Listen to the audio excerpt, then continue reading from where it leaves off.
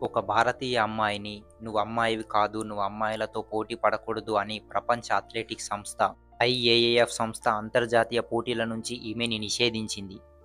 ఈమె పేరు ద్యూటీ చంద్. ఈమెది ఒడిశాలోని జాజ్పూర్ జిల్లా. జాతీయ స్థాయి పోటీల్లో ఎన్నో 100 మీటర్ల పతకాలు గెలిచింది. భారత్ తరపున గొప్ప అథ్లెటిక్ అవుతుందని అందరూ అనుకున్నారు. కానీ హైపర్ ఆండ్రోజెనిజం అనే కారణంతో డ్యూటీ చంద్‌ను 2014లో అంతర్జాతీయ పోటీల నుంచి నిషేధించారు. హైపర్ ఆండ్రోజెనిజం అంటే ఆమె శరీరంలో సహజంగా ఉండే టెస్టోస్టెరాన్ హార్మోన్ స్థాయి ఎక్కువగా ఉంది అని చెప్పి ఈమెని అంతర్జాతీయ క్రీడా సంస్థల నుంచి నిషేధించారు. "నువ్వు ఆడవారితో పోటీ పడకూడదు" అని అన్నారు.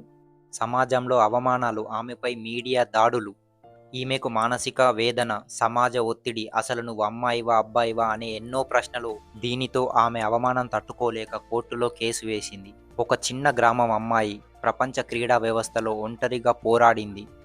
శాస్త్రీయ ఆధారాలు లేకుండా అంతర్జాతీయ పోటీల నుండి నిషేధించడం సరైనది కాదు అని. తిరిగి 2015లో సీఏఎస్ కోర్టు ఆమెకు మద్దతుగా తీర్పు ఇచ్చింది.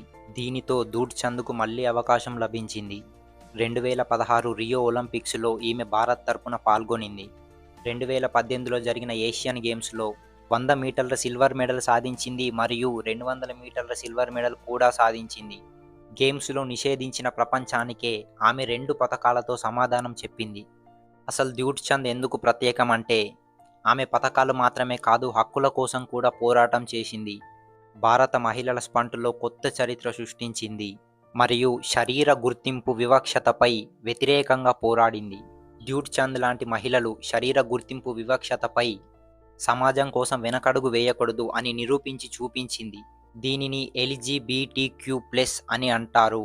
ఉదాహరణగా ఒకటి చెప్పాలి అంటే, అబ్బాయిని లేదా అమ్మాయిని ఇద్దరినీ ప్రేమించగల వ్యక్తి అని అర్థం. ఇది ఆమె తప్పు కాదు, ఇది సహజమైన శరీర లక్షణం మాత్రమే. దయచేసి ఇలాంటి వారిని ప్రోత్సహించండి మరియు ఇలాంటి వారికి సమాజంలో ఒక గుర్తింపుని ఇవ్వండి. ఇలాంటి ఇన్ఫర్మేటివ్ వీడియోల కోసం మన ఛానల్‌ని సబ్స్క్రైబ్ చేయండి మరియు ఈ వీడియోకి ఒక్క లైక్ చేయండి.